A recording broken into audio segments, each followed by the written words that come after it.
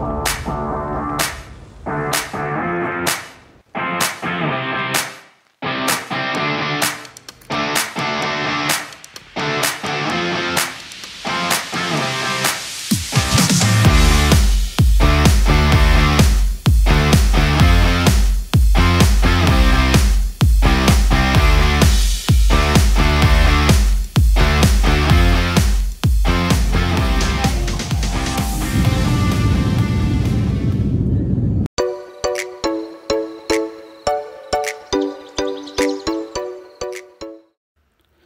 All, welcome back to our channel. ఈసారి నేను ఒక 5 days ఇంటర్నేషనల్ ట్రిప్ ప్లాన్ చేశాను. అది ఎక్కడికో కాదండి, మన గార్డెన్ సిటీ బెంగళూరు నుంచి one of the Asian country అయిన సింగపూర్కి. మనందరికీ తెలిసిన విషయమే, టూరిజంకి సింగపూర్ బాగా పాపులర్. నేనైతే ఈసారి ఒక సోలో ట్రిప్ వేద్దాం అనుకుంటున్నాను. So let's get started. ఈ వీడియోలో మనం సింగపూర్ ట్రిప్కి ఎలా ప్లాన్ చేసుకోవాలి, ఎంత బడ్జెట్ అవుతుంది, టూరిస్ట్ వీసా ప్రాసెస్ ఏంటి, అసలు దానికి కావాల్సిన ఫీజు ఎంత, నెససరీ డాక్యుమెంట్స్ ఏమేమి కావాలి, హోటల్ స్టే ఎలా, అలాంటి ఫుల్ ట్రావెల్ డీటెయిల్స్ అన్నీ తెలుసుకుందాం. నేనైతే ఇంటి దగ్గర నుంచి క్యాబ్లో స్టార్ట్ అయ్యాను. అండ్ నేను చూస్ చేసుకున్న ఎయిర్లైన్స్ వచ్చేసరికి ఇండిగో. నా బోర్డింగ్ పాయింట్ వచ్చి టెర్మినల్ 2 ఇచ్చారు.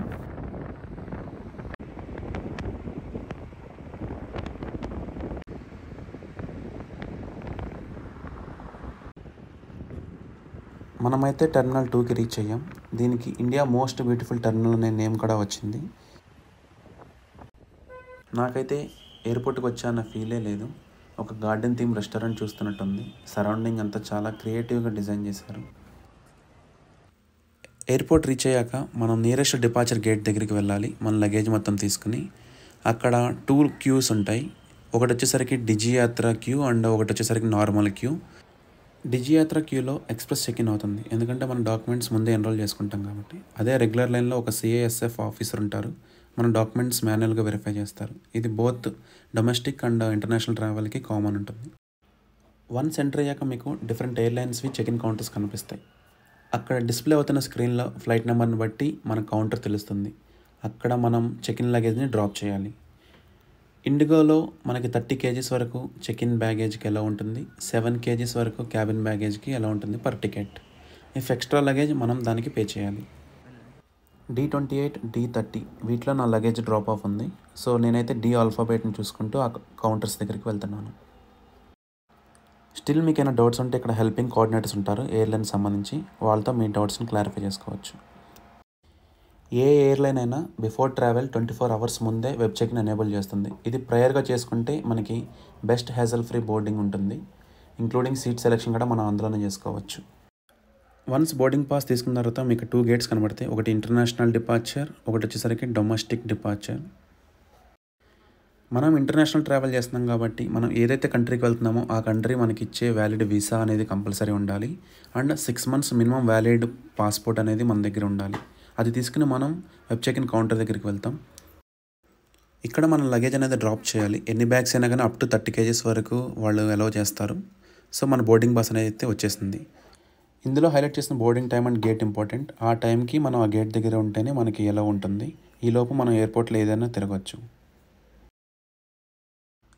నెక్స్ట్ స్టెప్ వచ్చి ఇమిగ్రేషన్ కావాల్సిన డాక్యుమెంట్స్ అనేది నేను స్క్రీన్ మీద లిస్ట్ చేశాను, చూడండి. ఈ డాక్యుమెంట్స్ తీసుకుని మనం కనిపిస్తున్న ఇమిగ్రేషన్ ఆఫీసర్స్ దగ్గరికి వెళ్ళాలి. వాళ్ళు వీటితో పాటుగా కొన్నిసార్లు purpose of visit, how long do stay in the country అని అలాంటి క్వశ్చన్స్ అడుగుతారు. వన్స్ వాళ్ళకి గనక మనం జెన్యూన్ అనిపిస్తే మన పాస్పోర్ట్ మీద ఎగ్జిట్ స్టాంప్ వేస్తారు. ఇమిగ్రేషన్ తర్వాత ఫైనల్గా మనకు ఒక సెక్యూరిటీ చెక్ ఉంటుంది. Now you can enjoy the beautiful sceneries inside the airport.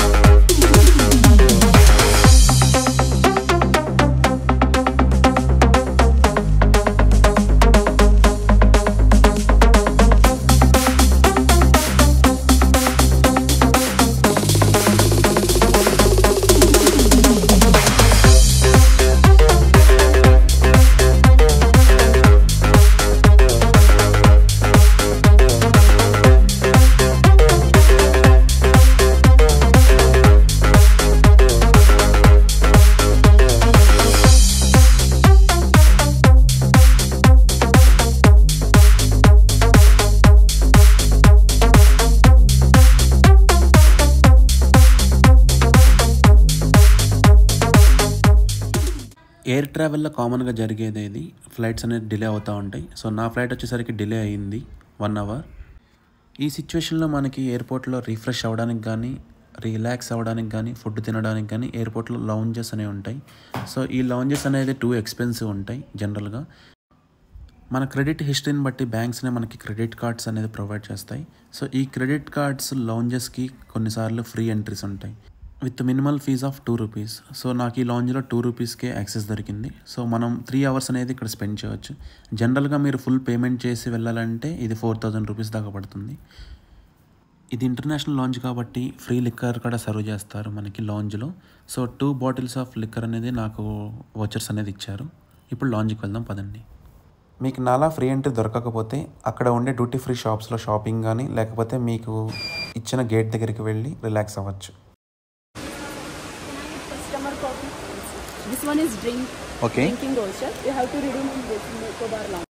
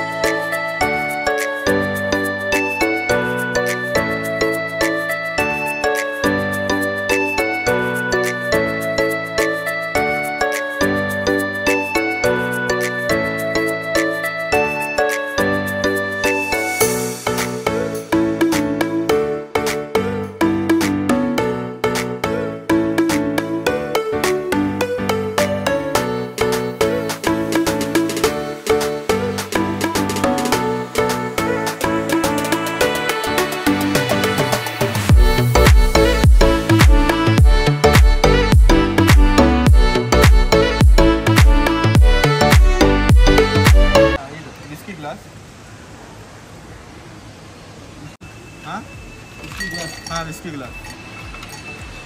Okay. What's the choice of cocktail? I mean, which base do you want, ma'am? What origin? In vodka, I can provide you orange sunrise. On the menu? In vodka, I can provide you Bloody Mary.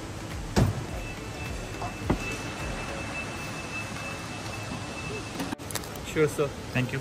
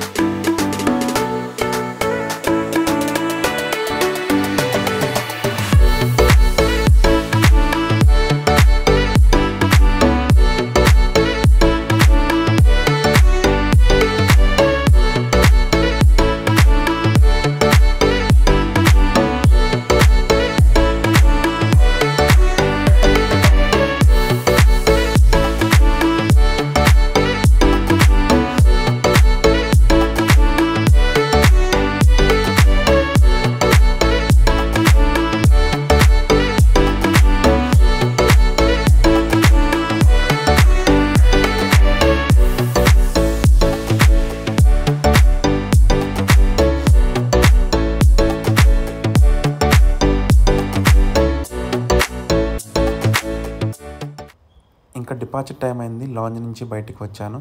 మనం travel చేసే country యొక్క కరెన్సీని ఈ money exchange ఆఫీస్లో మార్చుకోవచ్చు. ఎయిర్పోర్ట్లో currency కన్వర్షన్కి charges ఎక్కువ ఉంటాయి. సో నేను ముందుగానే సిటీలో నాకు బెస్ట్ ఎక్స్చేంజ్ రేట్ ఎక్కడైతే వస్తుందో అక్కడ మార్చుకుని వచ్చాను డాలర్స్లోకి. సింగపూర్కి వీసా ఆన్ అరైవల్ ప్రాసెస్ అనేది లేదు. సో మనం ముందుగానే ట్రావెల్కి 2 వీక్స్ ముందే వీసా అనేది అప్లై చేయాలి. ఆ వీసా అనేది మినిమం 60 డేస్ వ్యాలిడిటీతో వస్తుంది విత్ మల్టిపుల్ జర్నీస్తో. ఈ వీసా అనేది మనం డైరెక్ట్ అప్లై చేయలేము, త్రూ ఏజెంటే వెళ్ళాలి, వాళ్ళకి పర్మిషన్ ఉంటుంది. వీసా ప్రాసెసింగ్ ఫీజ్ $20 కాకపోతే ఏజెంట్లు వాళ్ళ కొరియర్ ఛార్జెస్ అని, వాళ్ళ కమిషన్ అని ఎక్స్ట్రా ఛార్జెస్ వేస్తారు. సో నార్మల్గా 1700 పడుతుంది మనం ఇండియన్ రూపీస్లో కన్వర్ట్ చేస్తే. కాకపోతే పైన వాళ్ళ కమిషన్స్తో యాడ్ చేస్తే 3800 నాకు ఛార్జ్ చేశారు.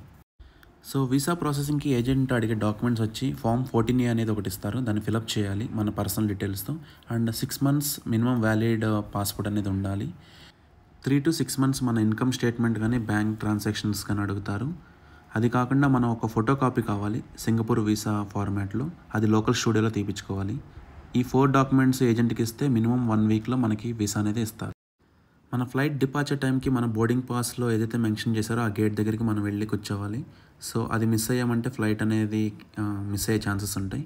సో ఆ టైం కల్లా నాకు వచ్చిన గేట్ వచ్చేసరికి C2 దగ్గర మన బోర్డింగ్ పాస్ చూపించి మనం ఫ్లైట్ బోర్డ్ అయిపోవడమే.